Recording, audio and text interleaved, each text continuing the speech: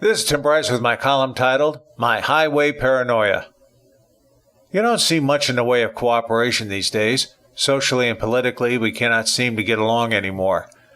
We see this in office, in stores, and particularly in supermarkets, where we're not mindful of others and hog the aisles to serve our own personal interests. I still believe painting a dashed line down the middle of the aisles would be an interesting experiment to see if people would keep their grocery carts on one side or the other. There's perhaps no better illustration of our lack of cooperation than on the highway. We've gone well beyond road hogs and rubberneckers to now include people text messaging, speaking on their phone, checking their social media postings, shaving or fixing their hair. In other words, doing everything but driving their automobile properly. It's all about the individual and actually quite frightening.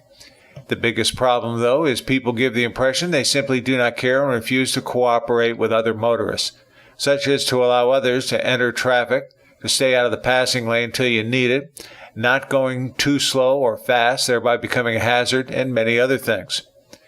The lack of cooperation on the highway is so prevalent, I'm starting to believe there is a premeditated effort to keep me off the streets.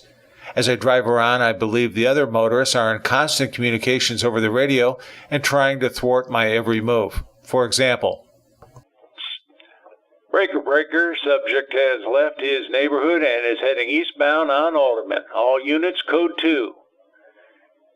Copy that. Roadblock 1 is rolling and taking position in front of him. Roadblock 2 will come alongside to box him in. We'll slow him down to 25. This is dispatch, Roadblock 2. Play your radio loud, preferably rap, and make sure he sees you texting. That should really push him over the edge. 10-4. This is dispatch. We're changing the traffic lights in front of him to red. How long should he wait? At least 6 minutes. Make it 10 if possible. 10-4.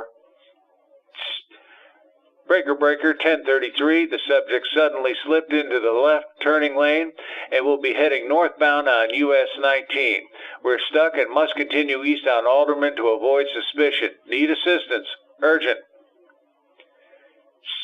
This Big Red over in the northeast corner of 19 and Alderman. I see him and will intercept. We'll need backup to keep him in the right lane. This is dispatch. Over to you, Big Red, and thanks for the assist.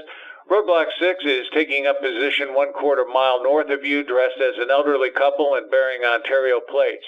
They will box him in and force him over to the next school bus stop. But it's Sunday. Over.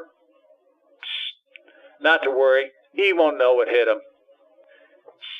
This Big Red. Looks like the subject has spotted us and is speeding away from our blockade. Please advise. This is dispatch. I have a rice burner on the way that will overtake him and force him to the middle lane where we'll get him back under control. Rice burner X here. I have the subject in my sights. I have to weave through traffic to catch him. Doing 90. 1 moment, please. Rice burner X again. I just about had him, but he suddenly pulled a U-turn and is now heading southbound on 19. Wait, it looks like he's heading to a Chili's restaurant. This is dispatch. Good, then we've got him. Execute Plan B and fill up the parking lot so he cannot stop there. Good job, everyone. We got him again. And then various rounds of congratulatory remarks are made. Some people will say I'm being much too paranoid about driving, but I contend the lack of cooperation on the highways is such that there can be no other logical explanation for the driving habits of a lot of people. Just remember, next time you hit the road and start to experience trouble with your fellow motorists, look to see if they are on their radios and take evasive action accordingly. Psst. Friends, keep the faith. It's Tim Bryce in Palm Harbor, Florida. Follow me on the internet at timbryce.com.